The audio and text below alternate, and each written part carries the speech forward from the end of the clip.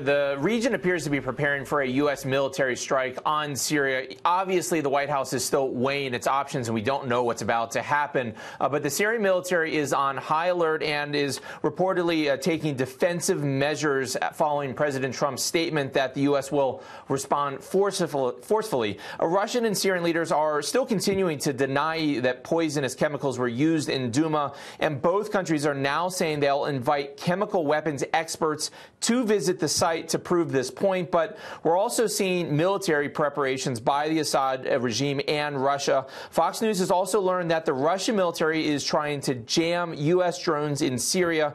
This could have a really big impact on how the U.S. responds to this weekend's chemical weapons attack. Sandra, obviously we're seeing the stakes being raised very high. There's a lot of concern about what happens next, and does it escalate? Is it a one-off type of strike if anything does happen? This is a region very much on edge right now. Conor, how likely is it that chemical weapons experts will be allowed into Douma? There isn't a lot of trust for either Vladimir Putin or for Bashar al-Assad. And today, just a short while ago, German Chancellor Angela Merkel basically responded unenthusiastically to this idea that somehow weapons experts are going to be allowed to go into Douma. She said that the evidence is very clear already that chemical weapons were used in Douma this weekend.